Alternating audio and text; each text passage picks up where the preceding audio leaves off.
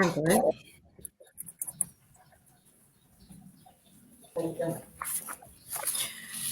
Buenas tardes a todos y a todas. Desde la Biblioteca Provincial del Maestro, le damos la bienvenida. Vamos a iniciar este conversatorio agradeciendo la presencia de la escritora que nos acompaña en esta oportunidad, Lilia García Basterra. Les voy a contar que ella reside en Bahía Blanca, provincia de Buenos Aires, es profesora en letras, magíster en educación psicoinformática, realizada en la Universidad Nacional de Lomas de Zamora. Obtuvo un posgrado internacional en gestión y política de la comunicación y cultura en Flaxo. Tiene especialización en libros para niños y jóvenes en el mundo actual, llevado a cabo en la Universidad Abierta de Barcelona.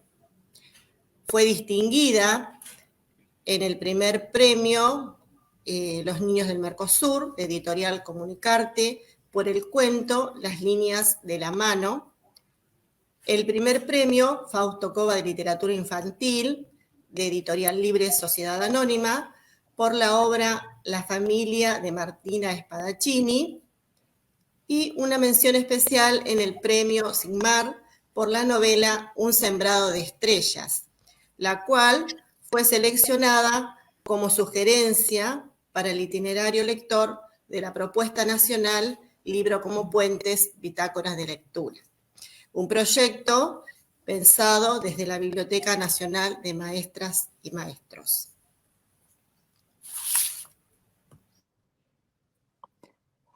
Otros títulos publicados por Lilia son El sueño de la luna, La calle infinita, El al y los misterios tehuelches, Las líneas de la mano, Con las alas del viento y Una expedición por las nubes. Es novedad editorial del último año el cuento Linda pelirroja, pecosa pecosa, de la editorial Edelvives. En él aparece Grommick, un duende que encuentra las cosas perdidas, pero no solo las cosas materiales, como la llave del auto. Grommick sabe traer de vuelta las palabras que a veces juegan a las escondidas en la memoria, los perfumes queridos y los afectos, esos que nunca se olvidan. Lilia, ahora te damos la palabra. Hola, buenas tardes. Es un gusto estar con todos ustedes, presentándoles los diferentes libros, conversando un rato con las personas que estén allí. No sé si ustedes van a poder administrar preguntas, si la gente se puede contactar. Quién va a tener ese rol, pero me va a encantar escuchar a la gente con sus inquietudes, porque tengo conocimientos de que muchos de ellos, muchos de los docentes que estén allí presentes, estarán trabajando con Un sembrado de estrellas, el libro que está en el itinerario de la Biblioteca Provincial del Maestro, ¿cierto? Es esta tapa que muestra la ilustración de Manuela.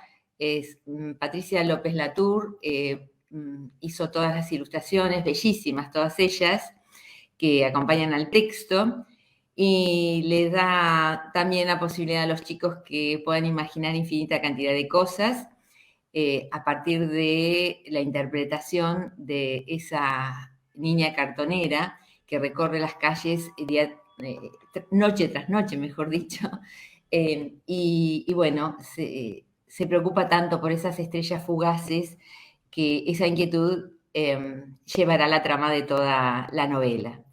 Este libro, que probablemente es el que más presente tengan los oyentes en este momento, tiene una trayectoria muy interesante y sorpresiva para mí. Más allá de que está presente en todas las bibliotecas de aula, y esto se lo recordamos bien a todos los docentes para que lo busquen, que recuerden que está allí. Hay una buena cantidad de libros en cada una de las aulas. Más allá de ese detalle que no es menor, el libro ha recorrido otras escuelas de otras latitudes, México, Perú, Uruguay, Paraguay, Bolivia, Ecuador, y también en otros programas de lecturas escolares está incorporado. Incluso hay ahora me doy cuenta de contarles esto, hay un detalle, una anécdota interesante en relación a este libro, que ha sido trabajado en la Universidad de Norwich, en Inglaterra, en el Departamento de Lenguas Españolas, en el profesorado de lengua española. Esos profesores que van a formarse para enseñar español a los niños, leen esta novela, incluso les detonó una posibilidad de intervención con las personas de la calle.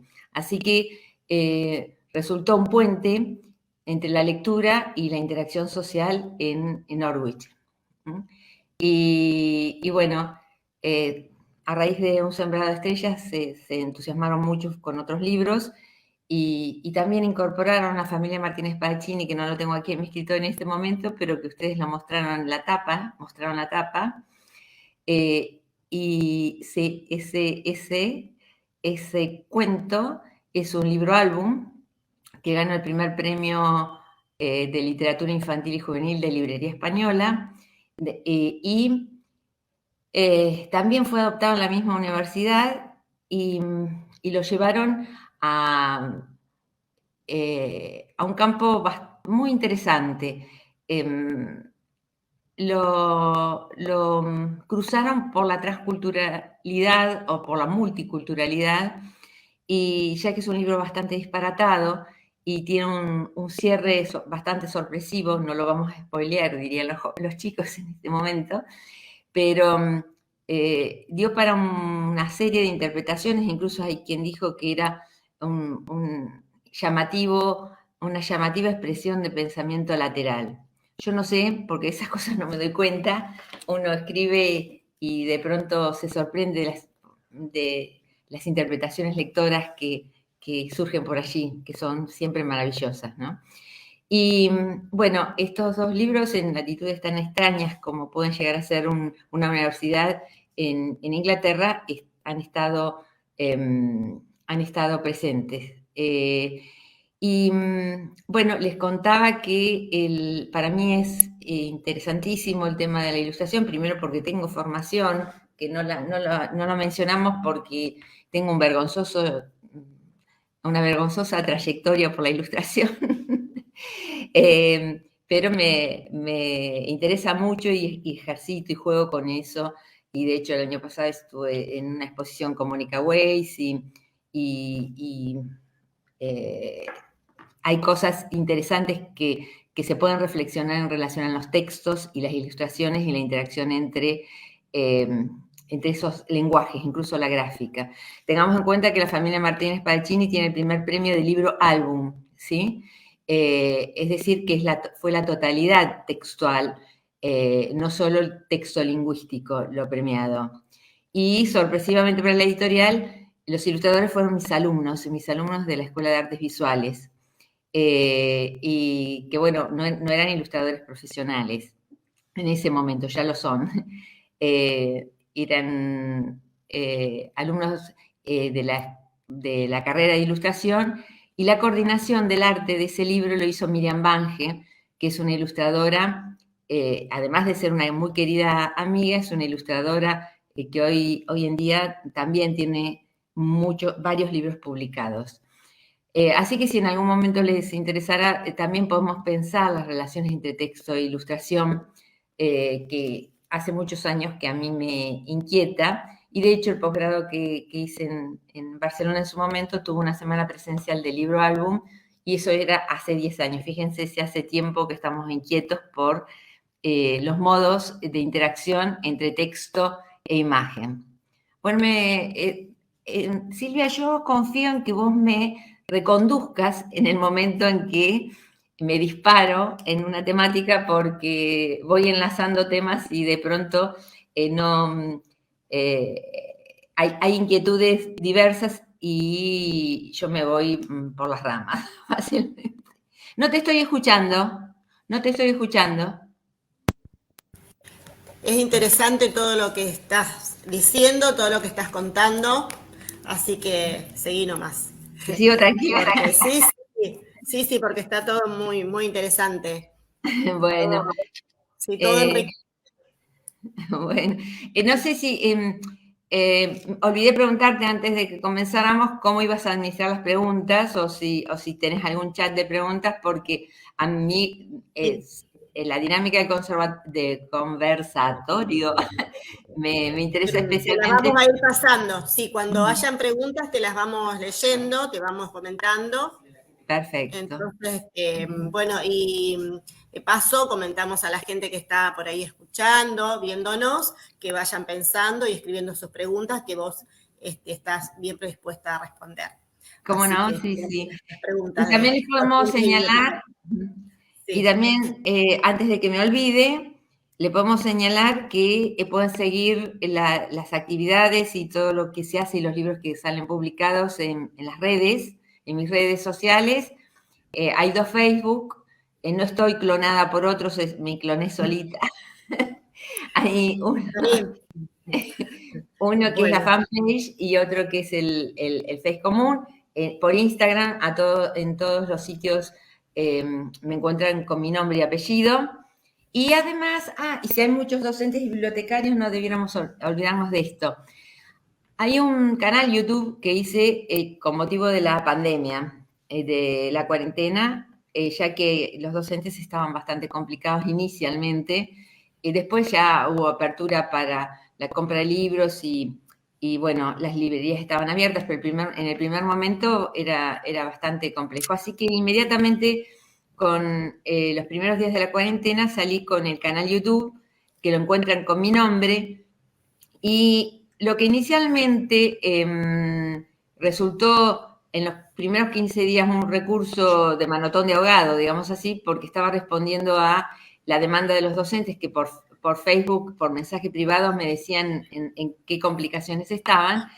En ese momento les empecé a hacer algunas lecturas de los libros que me permitieron las editoriales. Por ejemplo, tienen la lectura de La familia de Martínez Parachini, que es un libro que no lo van a conseguir en las librerías en este momento porque está publicado fuera del país, y sí están en las bibliotecas escolares, así que aprovechenlos que están allí. Exactamente. Y está leído en el canal YouTube y es uno de los pocos libros que tengo en Amazon, publicado en Amazon, en digital. Así que si alguien quisiera acceder desde el formato digital, puede hacerlo. Y bueno, en ese canal YouTube me fui sorprendiendo el uso y el manejo creativo que fueron haciendo los docentes de él y lo que pudimos construir en conjuntos. Entonces, por ejemplo, de Un sembrado de estrellas tienen el primero y el segundo, creo que el primero y el segundo capítulo, o el primer capítulo leído en 2 partes. De esta manera, lo que logran los docentes en muchas oportunidades es generar el interés por la lectura a partir de la lectura del primer capítulo por parte del autor. Me ven en el canal y sienten una cercanía diferente desde el punto de vista que a través de la voz del autor reciben la lectura del primer capítulo de cada una de mis novelas. Esa es el acuerdo que hicimos con los docentes de manera que ellos tuvieran material inicial y cuando adoptaban el libro, si adoptaban el libro, tenían la provocación de ese primer capítulo en el canal. ¡Ay, qué lindo que está el canal! Bueno, ahí lo tenemos al canal. Bárbaro. Sí. Y así que bueno, algunas intervenciones en el canal son, son muy referidas a la cuarentena y a la pandemia inmediata.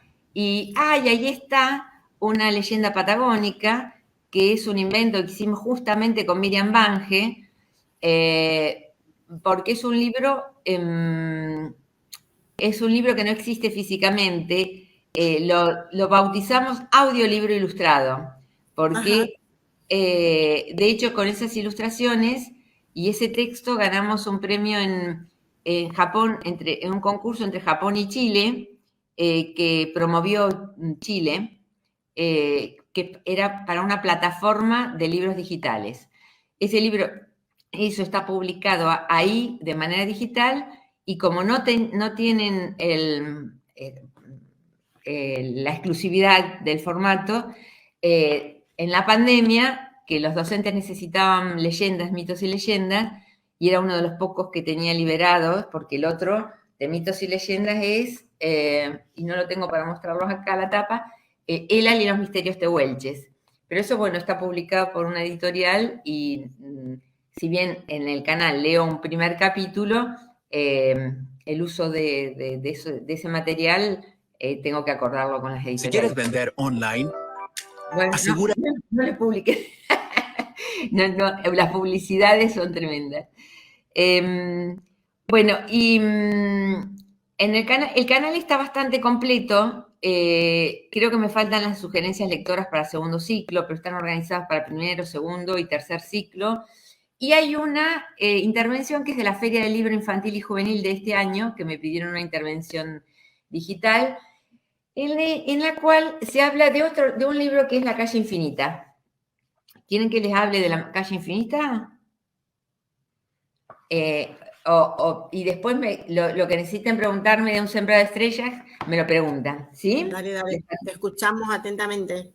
Bueno, eso que ustedes ven en el recurso de YouTube del canal, creo que la intervención se llama, no me voy a acordar ahora cómo se llama, es ese naranja que dice provocar la lectura. Provocar la escritura. A través de la lectura, sí. Bueno, así lo habíamos titulado para la Feria Infantil de Buenos Aires de este año, que fue virtual toda, ¿no? Y esa actividad, cuando me convocaron a la feria, dije, bueno, yo creo que el protagonista de esta actividad debiera ser el docente que trabajó con La Calle Infinita durante la pandemia, porque este libro tiene 2 o 3 puntos que debiéramos conversar en este momento. Uno es que nace la historia en la pandemia de la gripe A, en el momento de la cuarentena de la pandemia de la gripe A. Y los chicos están sin clase, como sucedió en esta oportunidad, y en ese momento en que no saben qué cosa hacer, encuentran un mapa desdibujado en Google y empiezan a investigar en torno a eso y terminan haciendo una especie de encuentro con un portal en el que se trasladan, a través del cual se trasladan en el tiempo y en el espacio. Entonces, dado que el libro hace referencia a una pandemia, era tan adecuado en este tiempo, en estos tiempos en los que estamos viviendo aún, y se detonaban una serie de situaciones, la docente hizo la lectura del libro y trabajó desde la perspectiva de la escritura. Y en esa intervención del canal, que es de 1 hora, encuentran todo el trabajo que hizo la docente, si lo necesitaran para enfocar este libro. Este libro está presente en Argentina y bueno, también hay una charla TED que refiere a este libro y que puede ser un instrumento para trabajar en el aula. La charla TED se llama De remesones y escritura y habla del proceso de escritura de esta novela y de cómo van interfiriendo y colaborando en el proceso de escritura situaciones del cotidiano, ¿no? De la vida cotidiana. Y en esa charla también les ha servido a los docentes para abordar el tema de la escritura asociada a este libro. Y porque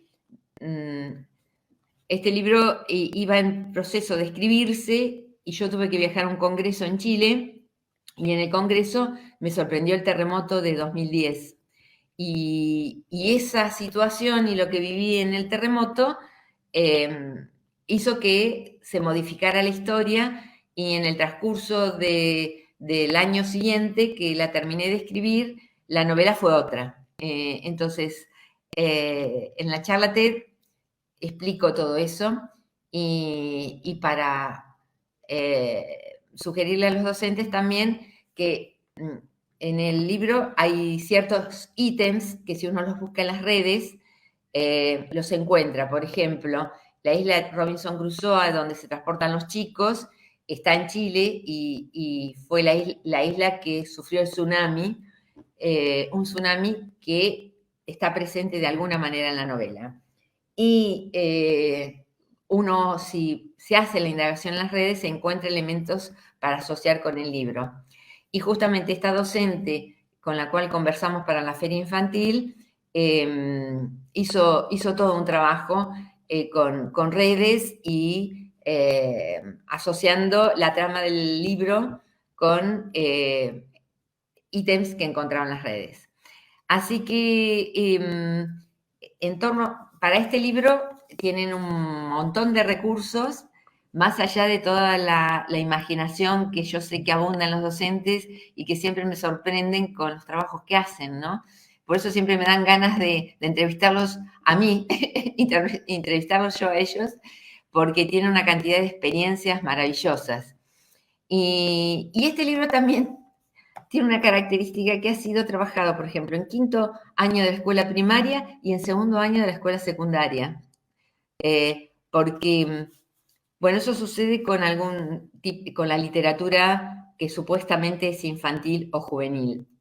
La literatura que por lo menos yo me propongo escribir es una literatura apta para todas las edades. Podemos tener un límite mínimo a partir del cual le podemos pedir ciertas estrategias lectoras a quien está leyendo. Pero una vez que podemos decir, este libro es adecuado, sería adecuado, por ejemplo, Dragón Salchicha sería adecuado a partir de los 4 o 5 años.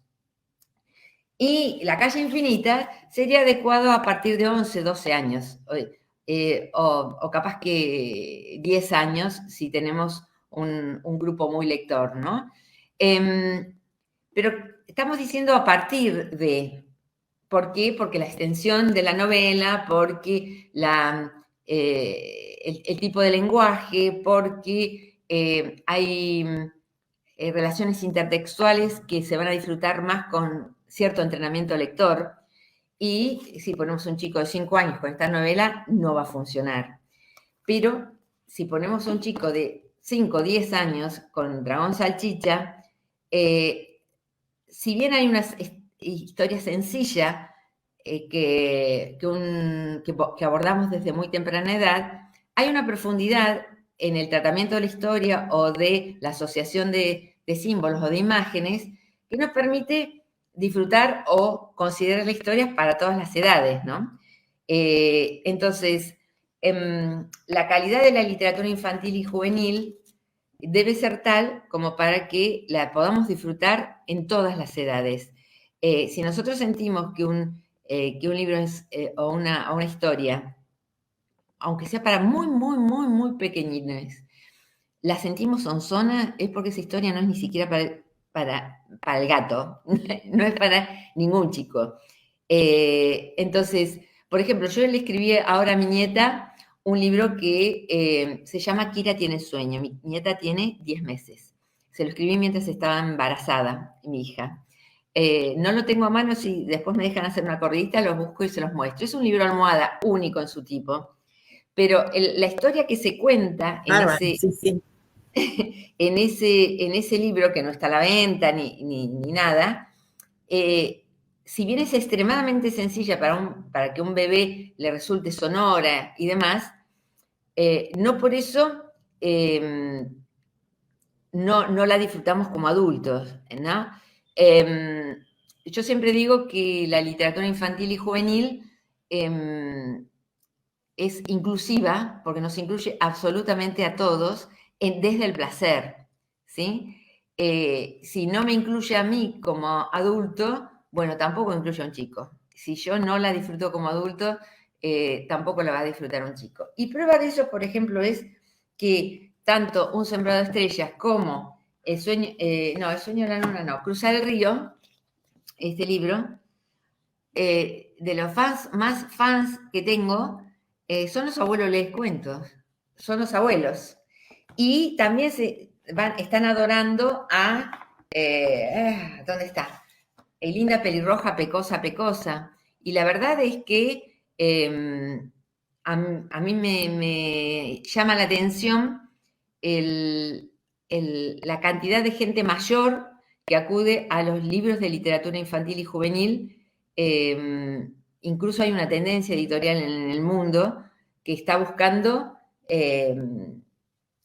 asociar las lecturas para chicos con públicos bastante adultos, ¿no? Bueno, ¿por dónde sigo? Si quieren les cuento. Ya les comentamos lo de las redes, y no sé, Silvia, si los docentes están teniendo acceso al PDF que yo te pasé, al PDF que es el que tiene las reseñas de los libros. Sí, lo compartimos y lo tenemos ahí que, bueno, los pueden solicitar a la biblioteca, sí, en la biblioteca del maestro. Ahí sí. En el PDF que le pasé a Silvia, tienen una reseña de todos los libros que se usa frecuentemente para acercarles a los maestros un panorama inicial de los 15 títulos que hay a disposición. Ese PDF, si se lo piden o no sé si lo vas a colgar en el Face o cómo tenés pensado, pero también hay de 3 o 4 libros algunas sugerencias o guías de lecturas que son propias de las editoriales, con las cuales los autores muchas veces no coincidimos. Pero bueno, están disponibles y como para que las consulten y eventualmente puedan inspirarse en algunas situaciones.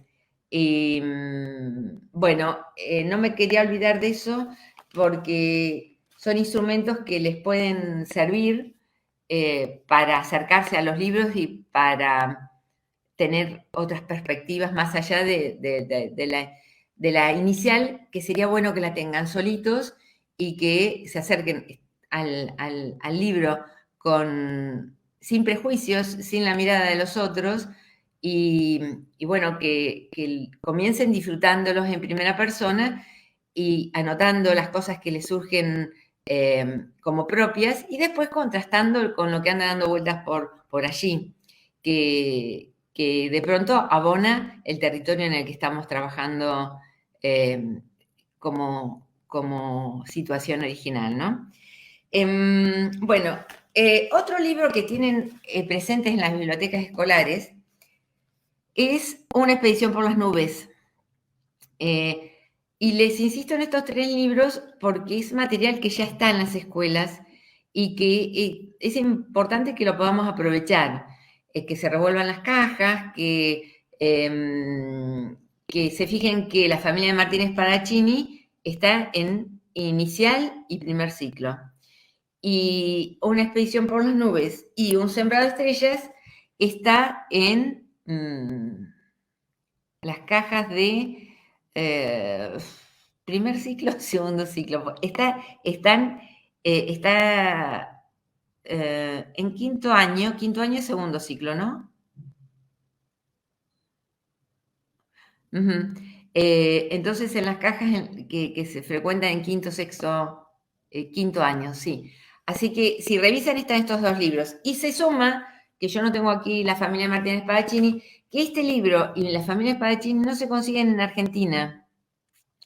Es decir, son libros que o están en las cajas o los resuelven con las cajas o momentáneamente no están en Argentina. Estamos viendo algún acuerdo para que se publiquen aquí con una editorial argentina, pero momentáneamente ustedes los tienen en las cajas y sería buenísimo que los aprovechen, ¿sí? Y también les señalo que estos tres están en la selección de diciembre. No sé si habrá adquisiciones nuevas, pero en la selección de diciembre del Ministerio de Cultura y Educación, el Plan Nacional de Lectura y etcétera, etcétera. Bueno, estos tres, yo nunca, como te decía hoy Silvia, no sé cuáles son los organismos nunca, ni cómo se vinculan, pero No te preocupes. yo recibo las buenas noticias nada más. El sueño de la luna, también está en este momento en Chile, seleccionado por el Ministerio de Educación de Chile.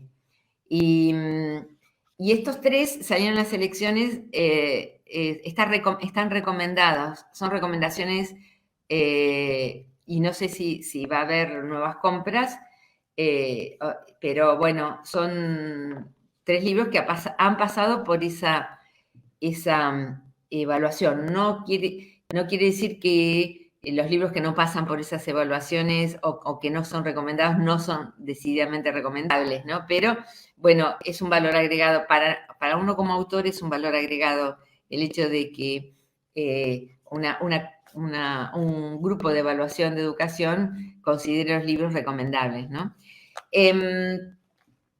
Bueno, ya que son recomendados, les comento estos 3 inicialmente y después les comento los otros que quedan, porque son unos cuantos y así después hacemos preguntas, si les parece. Un misterio escarlata es un relato policial, una novela policial que incluso el primer capítulo está en un manual de Editorial Estrada, lo van a encontrar, como propuesta para introducción a la novela en primer ciclo. Y es una novela que tiene en el primer capítulo en mi canal YouTube. Está publicado por Editorial EDB. Y qué lindo es este momento.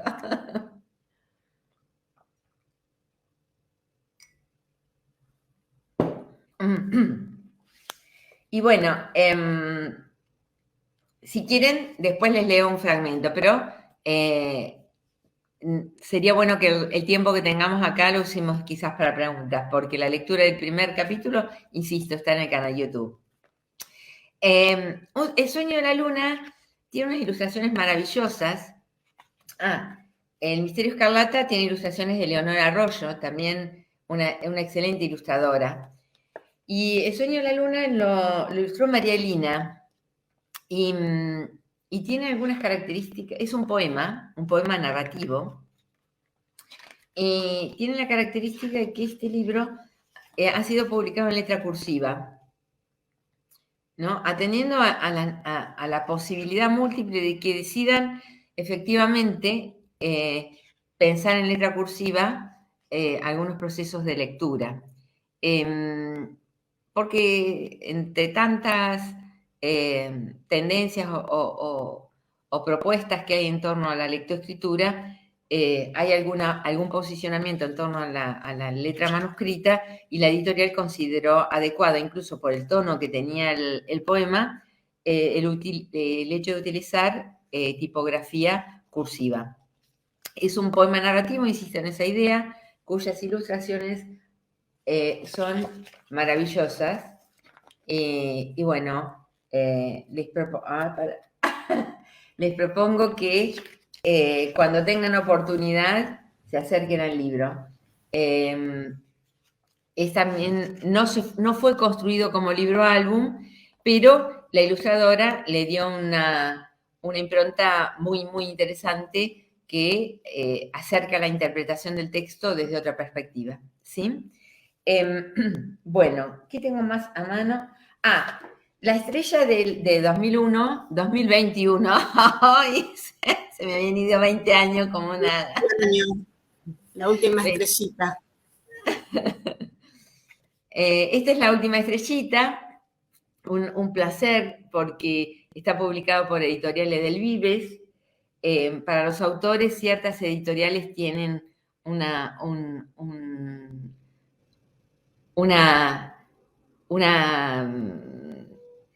un interés específico porque, bueno, manejan una edición maravillosa. Si bien todas las editoriales a las que pude acceder, que son todas editoriales de gran prestigio, siempre hay alguna otra editorial que también desea. Y este era el caso de Edelvives, que eligió para ilustrar a Linda Pelirroja Pecosa Pecosa a María Lavesi, que hizo también, yo adoro el trabajo de los ilustradores. Ustedes miren lo que es esto, ¿sí? Yo siento que debe ser porque a mí me gusta la ilustración también, ¿no? Hacen una apuesta muy interesante para que el texto circule entre los niños, ¿no? Y entre los adultos. Esta historia es la historia de una nena, una pelirroja, que nació justamente observando a una pequeña que estaba muy pensativa, y los pelirrojos para mí tienen un imán, los miro con especial gusto. Si bien cada vez que hay un chico me roba la mirada y me olvido de los adultos, los pelirrojos especialmente me llaman la atención. Y bueno, ahí surgió esa rima, Linda Pelirroja, Pecosa, Pecosa, tiene cada peca una mariposa. Ahí empecé a jugar con rimas y bueno, poco a poco se fue generando este cuento, que tiene como protagonista a esta pequeñita, a un duende Gromit y a su abuela. A su abuela, con la cual tiene una relación entrañable, razón por la cual mis abuelos leen cuentos, lo adoran también a este libro. Y bueno, miren ustedes, el artesano fabricando a Gromit, y les cuento, entre otras cosas, que el nombre de ese duende es el nombre de mi duende, que está colgado en mi biblioteca y que no voy a ir ahora a mostrárselos, pero es el duende que me acompaña y me acompañaba en mi escritorio y ahora está en la biblioteca de la sala y siempre está conmigo. Bueno, están quedando, no traje Ela y los misterios tehuelches, pero está quedando Hola Neurona y Con las alas del viento. Hola Neurona es un libro que lleva 5 ediciones diferentes y estuvo mucho tiempo fuera del país. Y en 2014, Editorial Guadal me propuso que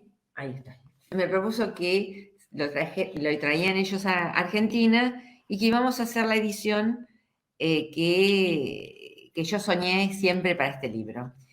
Este libro tiene 25 años y sigue funcionando como el primer día, con un entusiasmo impresionante, y es el libro más degenerado que tengo, porque no responde a ninguno de los géneros literarios, es un híbrido total, es una prosa poética que tiene una estructura de zapping, no podemos clasificarlo ni como novela, ni como nada, no, es inclasificable.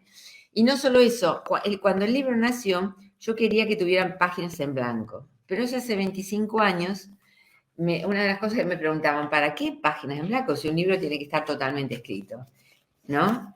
Entonces, muchas páginas en blanco que yo había imaginado en la interacción gráfica de este libro,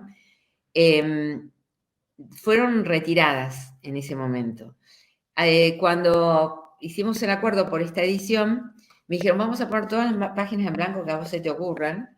Y bueno, efectivamente, no es que se me ocurrieron arbitrariamente, sino porque decididamente los textos piden determinada interacción, como piden determinados personajes, como piden determinadas... Es decir, no es que a mí se me ocurre y me empecino a hacer algo, sino que por alguna razón la narrativa exige determinadas pautas, ¿no? Y en este caso, el libro estaba pidiendo espacios para que el lector interactuara, porque justamente es una prosa muy intimista en la que es un adolescente increpa prácticamente, no lo vamos a decir en esos términos tan fuertes, pero sí consulta, pregunta, repregunta de manera insistente sobre temas de la vida, del amor, de la muerte, del sexo, de la amistad. Y el libro se estructura a través de ese diálogo. Y en el diálogo, el adulto les plantea al chico que se haga su propia, que busque sus propias respuestas, ¿no? Y y la idea del libro era dejarles espacios en blanco para que el lector interactuara. Incluso hay hojas como hasta preparadas para que las recorten, ¿sí? Para que escriban y recorten y bueno, para que ilustren, para que dibujen, ¿no? Por ejemplo, aquí dice, la consigna, la hoja en blanco se presenta con este epígrafe, podríamos decir. Silencio blanco para que dibujemos juntas. Vamos a embanderar la alegría, dice. Y después de un capítulo justamente que se llama La tristeza, ¿no? Y tiene un poema, la contracara le propone al adolescente que bueno, cómo sortear esa situación y buscar. Es un libro bastante intimista, muy intimista, y Sería podríamos como, decir sería poética. como, sería como interactuar con el libro de acuerdo a su estado emocional, a sus emociones, ¿no? Ir Exacto, interactuando y viendo, bueno, si dibujas, si recortas, bueno, ir plasmando también lo que lee y sus sentimientos, ¿no? exacto. Siendo... Es así. Vos sabés que eso que ahora está tan de moda, que es justamente moda, hace 20, 25 años en literatura no se, Claro. incluso hoy en día, literatura, genuinamente literatura, no, es un libro que felizmente uno tiene otro reconocimiento literario y me puedo atrever a defenderlo de la manera que lo defiendo, ¿no? Pero desde el punto de vista literario, esto de hablarle directamente a un adolescente, incluso en algún momento me han reprochado, me han dicho que aconsejo, ¿no? En el libro no aconseja en ningún momento, se conversa, incluso le dice en algún momento, esto que a mí me preocupa o me preocupaba en ese momento, ¿no? Que estamos tan llenos de adultos borroneados que yo lo único que te digo es cómo es mi dibujo. Este es mi dibujo, confrontalo con nosotros.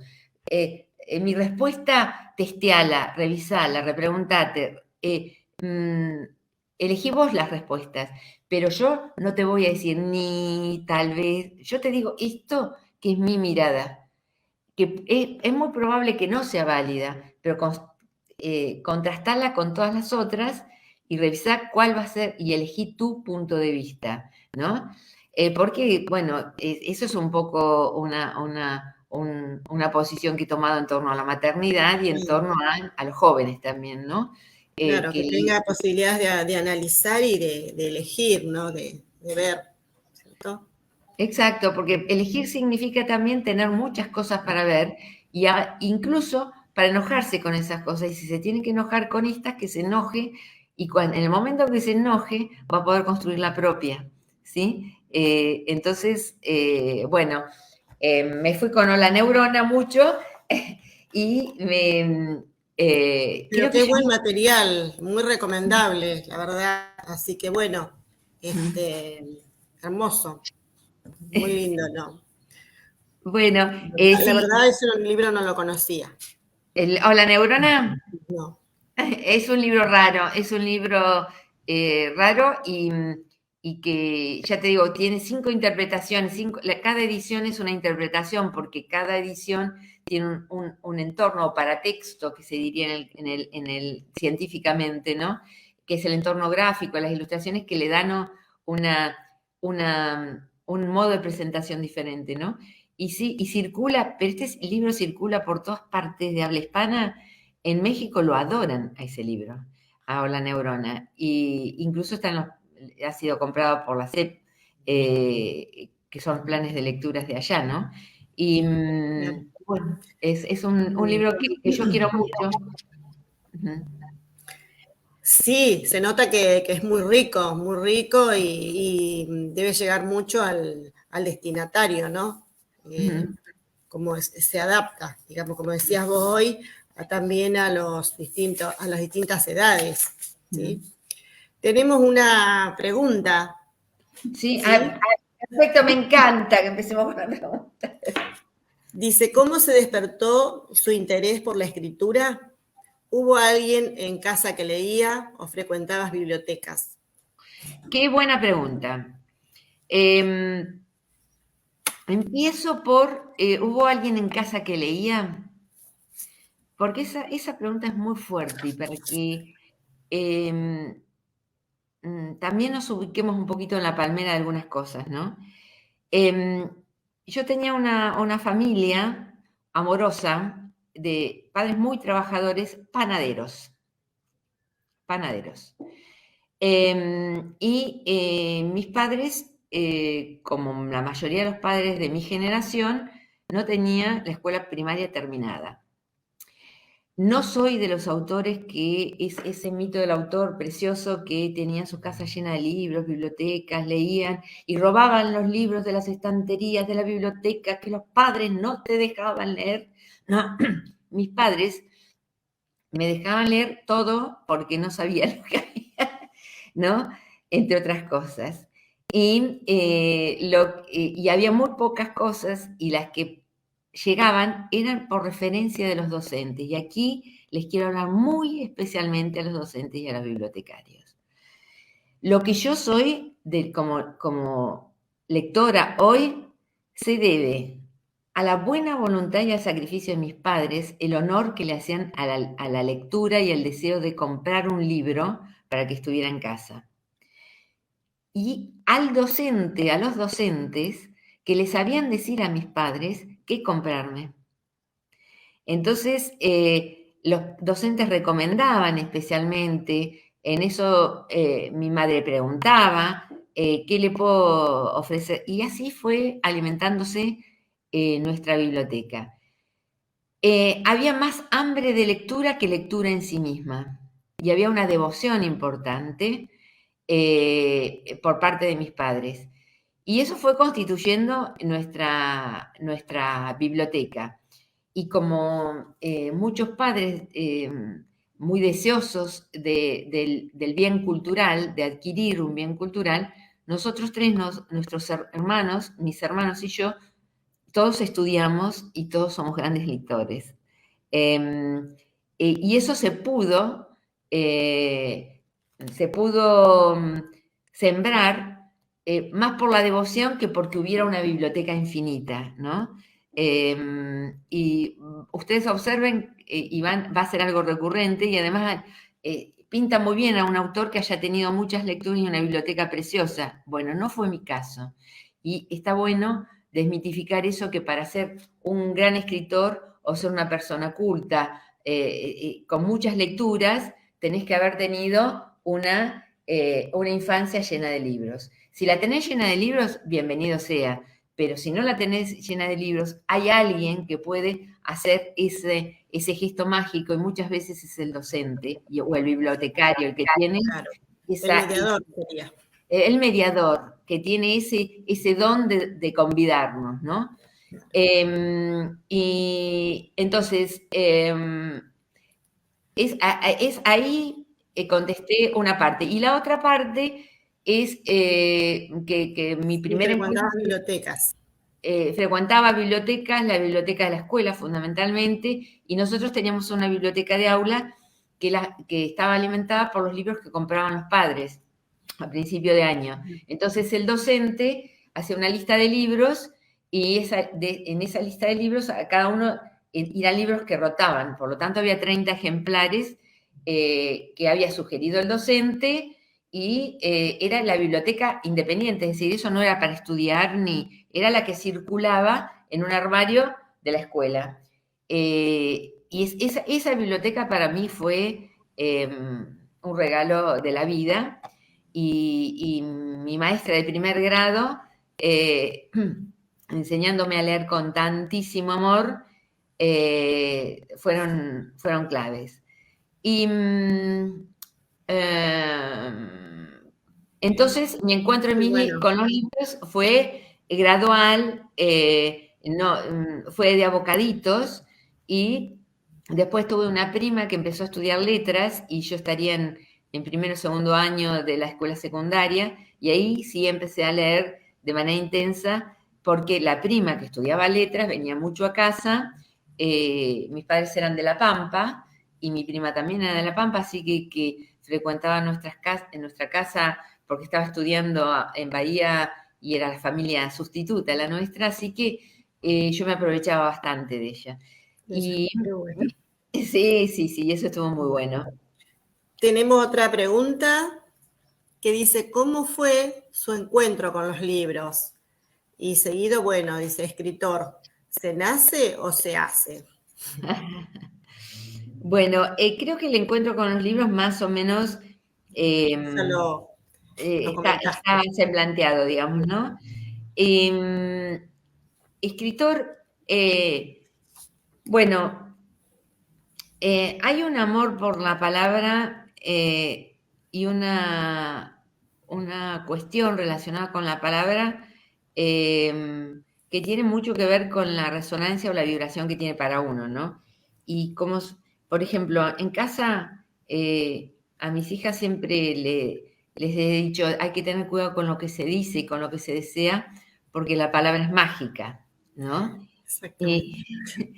Entonces, bueno, todo depende de cuál sea el vínculo que uno tiene con la palabra y lo que lo que sienta en relación a eso, ¿no? Entonces, creo que hay algo que se construye, que es cómo nos vamos relacionando con la palabra en nuestros primeros tiempos. Después hay algo que sí se hace, que es el ejercicio y el empecinamiento, ¿sí? A mí, por ejemplo, una de las cosas que me animó es que yo quería escribir, y de pronto cuando empecé a encontrar concursos empecé a enviar. Total, nadie me iba a decir qué barbaridad es lo que había escrito, qué cosa fea, ¿no? Entonces empecé a enviar a concursos y decían claramente los concursos que quemaban los originales que no ganaban. A uno le dolía un poquito ese fuego en la piel, ¿no? Pero era un consuelo, porque nadie me iba a venir a decir que era una barrabasada lo que había escrito. Y eso me fue animando de manera tal que yo, muy jovencita, gané un premio en la Editorial Alfa en México por un cuento, pero porque lo mandé y lo mandaba como quien tira una botella al mar. Y uno dice, y no importa, y no pasa nada, y vos después ves que hay 1.700 participantes y no ganaste nada, y lógicamente te decís, ¿cómo voy a ganar algo entre 1.700 personas?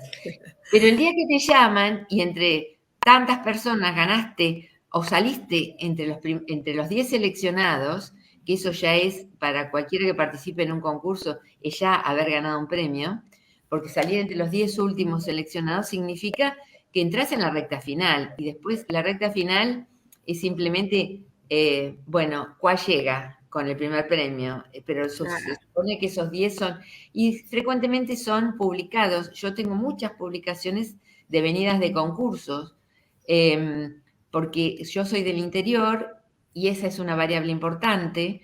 Era muy, y más aún con el camino que tengo recorrido yo, por no decir la vejez que tengo encima, ¿no? Porque ahora hay un montón de modos de vincularnos que también no deja de ser complejo, porque un editor tiene que pinchar ese mail, ¿no? Pero cuando yo empecé, no había manera de acercarse tan fácilmente a las editoriales.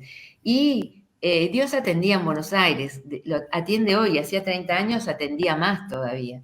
Claro. Y eso que muchas veces surge de una reunión de gente, o que te enterás de algo, o que surge una convocatoria y vos estás cerca, eso a la gente del interior nos afecta bastante.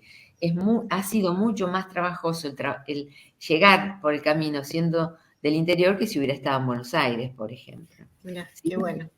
Bueno. Y señalo este detalle, Sí. está toda la construcción que es después, tener muchísima constancia para escribir, ir a talleres, no creerse demasiado lo que te digan, ni lo bueno ni lo malo. Hay veces que te corrigen cosas que son